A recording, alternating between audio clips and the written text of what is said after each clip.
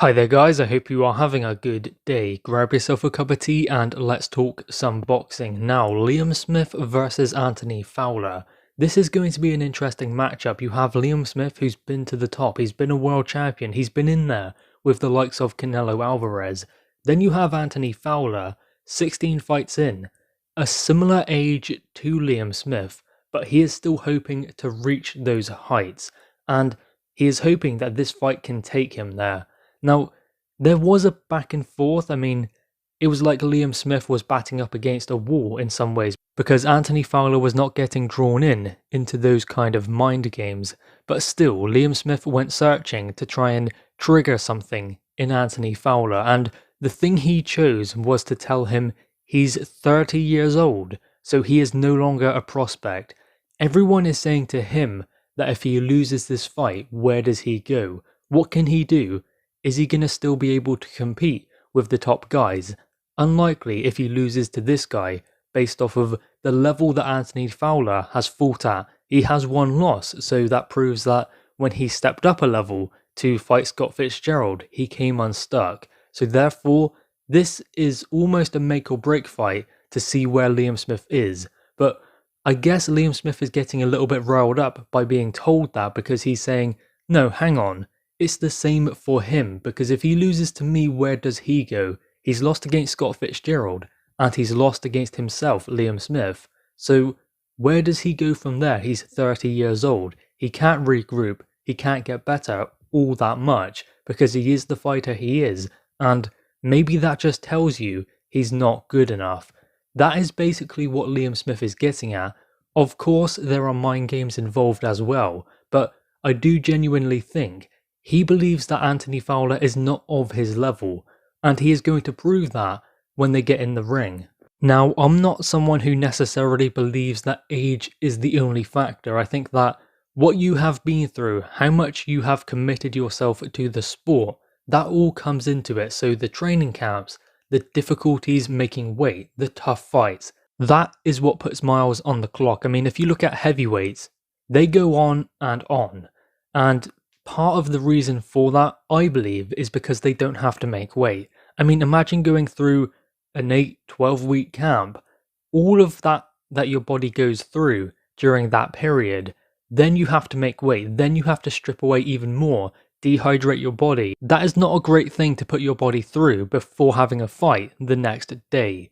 So I think that every time a fighter has to do that, if they struggle, it does take something away. Now you have fighters who do make weight quite comfortably, and it's a bit different for them, but fighters who struggle to make weight, that does make it very difficult for them going later into their careers, and obviously the tough training sessions, the sparring sessions, and the tough fights as well. That puts miles on the clock. Fowler hasn't had that as of yet, so being 30 years old shouldn't really play into that too much. He still has his career ahead of him. He can still have some great nights.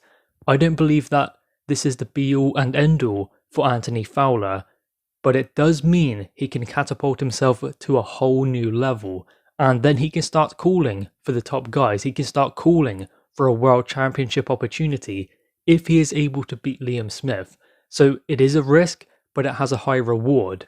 Liam Smith said, where is he going to go? Does he fight Cheeseman?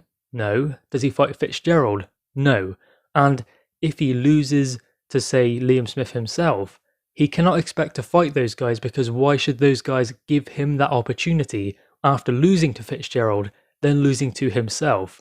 So he is kind of saying Anthony Fowler is at a crossroads in his career.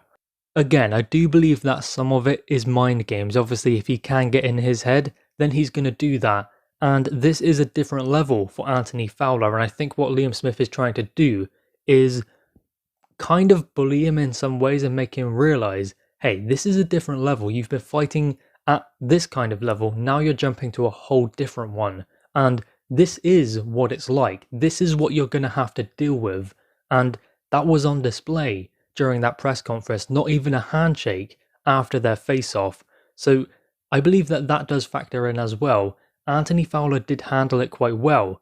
I think that is definitely something they are working on, and Shane McGuigan as well, to make sure he doesn't get emotionally involved in this contest like maybe he did for the Scott Fitzgerald fight.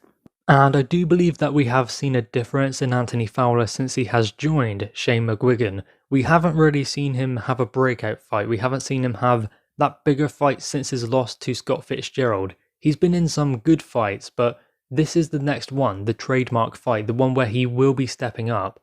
And I do usually like to see fighters take that step up gradually. I think that in some ways it is gradual, but it is a jump to a different level for Anthony Fowler.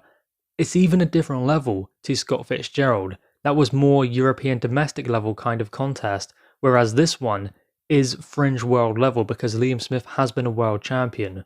Liam Smith was not happy with being told that if he loses this one, it could be the end of the road, especially when you consider he's a similar kind of age to Anthony Fowler, so what he believes is it's the end of the road for both of them. The loser, it is basically over for them, with hopes of winning a world championship if they cannot win this fight.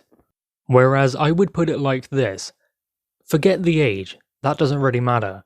What it is Liam Smith has been to world level, he's been a world champion, he's been in there with the likes of Canelo. Anthony Fowler, his best fight to date is against Scott Fitzgerald, which he lost. So Anthony Fowler is hoping to get to that level, but Liam Smith has been there.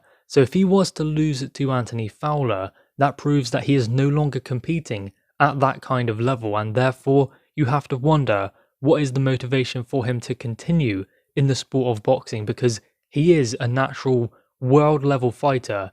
If he is no longer competing at that kind of level, is he going to want to fight Ted Cheeseman or Kieran Conway, those kind of fighters, around British level? I don't think that he would, whereas for Anthony Fowler, he has been competing at that level and he's trying to go to a whole new level, a level that Liam Smith has been to. So in that respect, they are at different stages, regardless of what age they are. That doesn't really come into it. It comes into levels and where Liam Smith has been and where he hopes to go again. And then Anthony Fowler, where he is and where he hopes to go for the first time. He's not a prospect anymore, but he hasn't been to that level, and it is his hopes to try and get there. Anyway guys, this is going to be an epic fight, an all Liverpool showdown in Liverpool. It's incredible. Who are you picking for this contest? Make sure you leave your thoughts in the comments below. Also leave a like and grab that subscribe button. Thanks guys.